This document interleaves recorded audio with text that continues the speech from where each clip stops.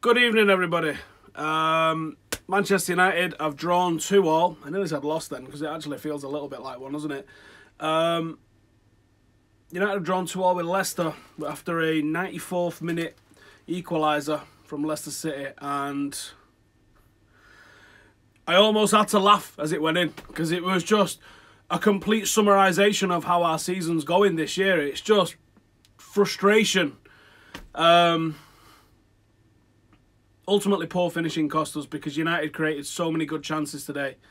And I was hoping to talk about how we couldn't finish, but we somehow managed to get the 3 points today. And then whatever that was at the end, I honestly don't know. I honestly don't know how that came about at the end, why we managed to throw away the win. Chris Smalling picks up an injury. He's obviously, he's not messing around. He's not playing for time. He's obviously injured. He goes down. He then comes back on the pitch. He comes back on the pitch and picks someone up in a defensive position. Now, is this where we lack leaders at Manchester United? Because that's where maybe someone should have been going, hang on, stay out the defensive line. Somebody else, Matic, fill in. Lukaku even, fill in. Anybody, just fill in. We had 60 seconds to play. 60 seconds of gamesmanship, 60 seconds of running the clock down. 11-year-olds know how to do that, don't they? We had no reason to do what we did and throw away the game the way we did. And that's ignoring the fact that it should never have got to that place. I had some real positive things to talk about today. And some of the stuff I wanted to talk about today was Martial's dribbling, Lukaku's passing, and a Juan Mata appreciation. The negative thing I wanted to talk about today was a lack of identity that United have got. I was chatting with Statman Dave midway through the game, and we said, United obviously have a game plan, but we don't have an obvious identity to our play. You can identify a Wenger team, you can identify a Pep team, you can identify a Jurgen Klopp team. What is Manchester United's current identity? What is our style of play? It feels very much like we have an opposition game plan, and then we rely on individual player brilliance and them coming up with stuff to win and to score goals and create chances. Possibly evidenced by the fact that when Pogba's not in the team, our chance creation is half as effective. I'm going to talk about the positive stuff because there's nothing I can say about that draw apart from it shouldn't have happened, but it did happen. Does it affect the league? Apparently not. I mean, people telling me all afternoon, City have already won it. I mean, mathematically they haven't. But I know what you're saying. But so why should anyone really be asked if we've already thrown the league away? Why is everyone kicking up such a thing? Why am I seeing people in the comments here saying Mourinho out? Do you know what I mean? So let's talk about some of the positives and actually try and analyse this game of football. So identity aside, and I'll be interested to read some of your comments if someone puts some actual comments in there.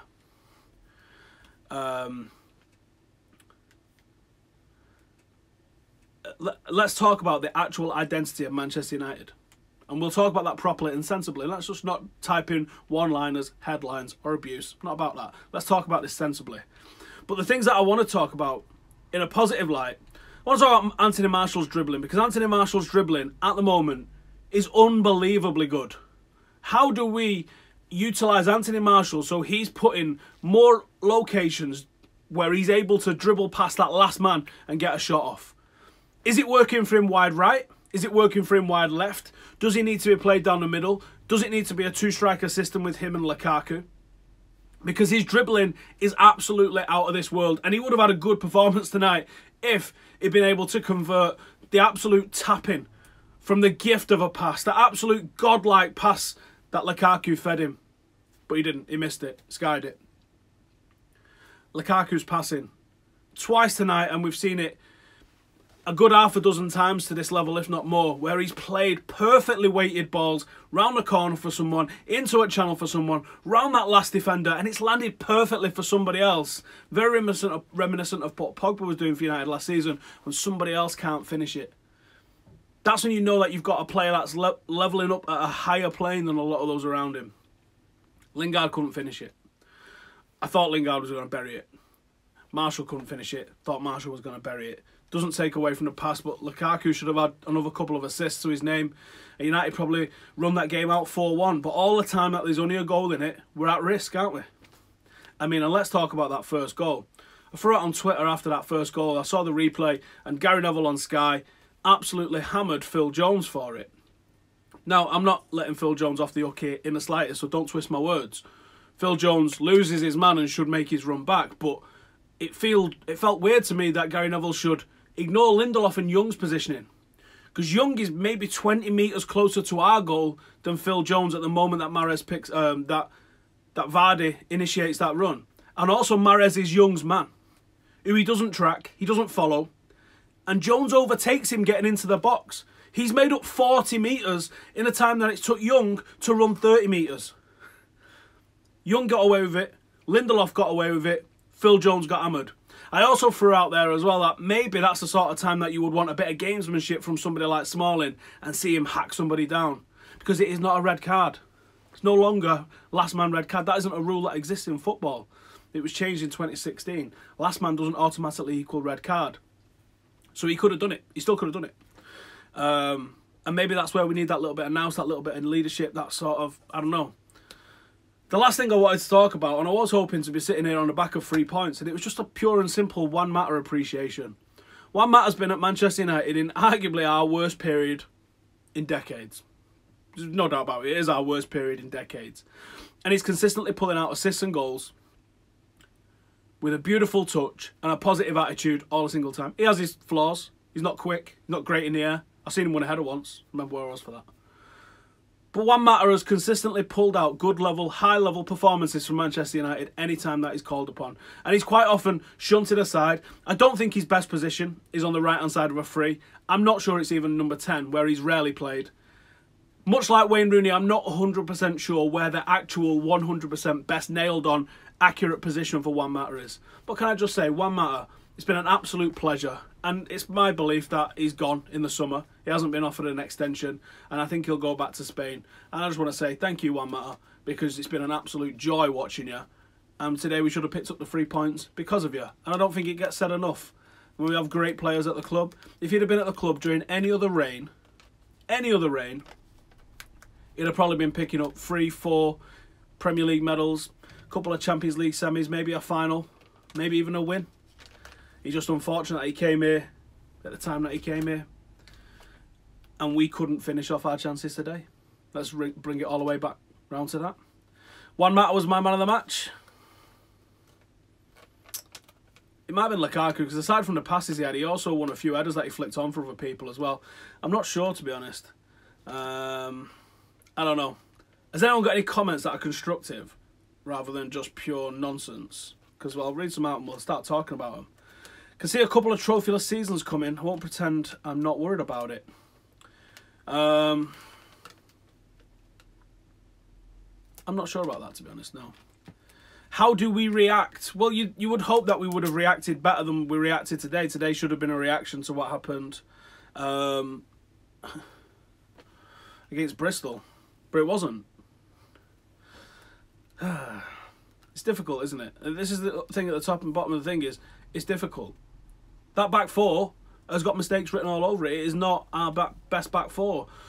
I can see Luke Shaw having proper issues with what he's going to do at Manchester United. I think that probably tells... I think it probably tells you that he's gone. Otherwise, he'd have probably played today. He'd have had at least some part in it today, I think. We're playing a centre-half out of position and a winger out of position to keep a very good full-back, if and when he's fit, on the bench. It tells you everything you need to know. A lot of people talking about Rashford. Rashford's getting a kick in the comments, big time. Rashford should have buried his chance, or he should have let Lukaku have it, arguably. I mean, we created a lot of chances today and did not take them, I don't think. Comments are getting pretty hard to read, I'm afraid. I'm going to say stop commenting, but no, I can't read them. There's 1,600 comments so far, and they're literally just blasting through. I'm struggling to read these here. What is worse, the Bristol win or tonight? Well, a nice day out at Wembley. But no one was kidding ourselves that this was the be-all and end-all. We didn't have a parade for it, literally. We just sort of took it in our stride. Nice one. It's breeding success back in the club. Let's move on and get the next one. It doesn't make or break a season. We would never have a parade for winning, literally just winning a League Cup. But you're in the competition. You want to win the competition.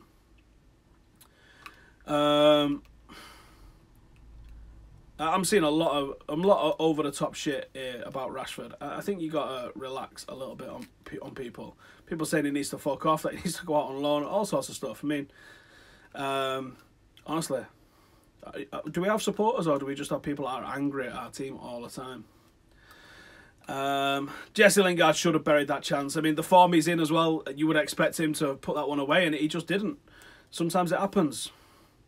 What's my opinion on people blaming Jose? I think it's ridiculous.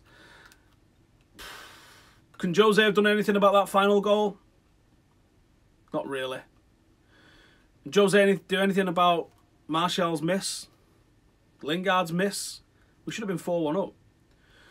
I think what you can say about Jose and how people, you can say, blame Jose, which I don't.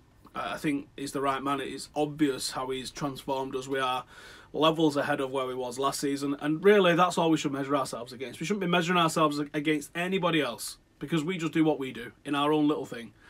And if we're measuring ourselves against ourselves, we are better than we was last year. Now, the moment that stops and starts going backwards is when we should start questioning what's going on.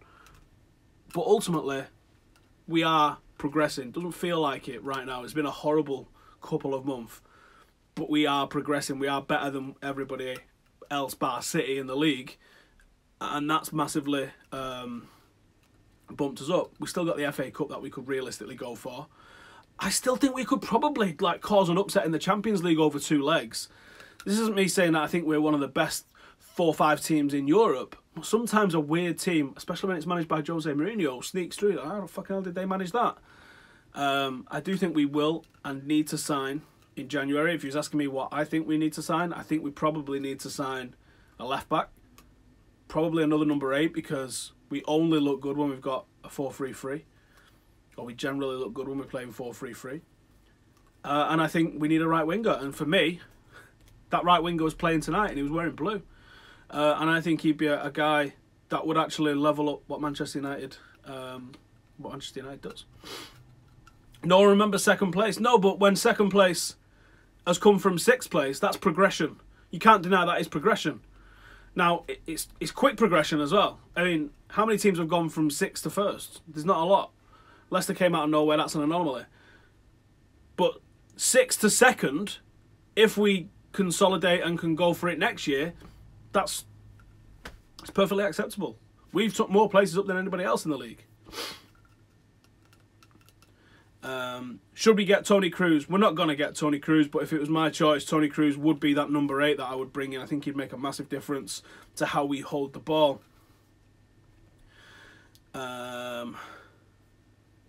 Stop kidding yourself. We can't do anything in the Champions League. Based on what? Based on what? What are you basing that on at all? There's no evidence that you can say that we can't base anything. Look what we did in the Europa League last year. Yes, completely different opposition, but it's a knockout tournament. We got all the way through to the final, and Jose's game plan won us the final. I'm not saying we're going to win it. I'm saying we might surprise a few people, and we're clearly going to surprise you if you're saying we're going to do nothing.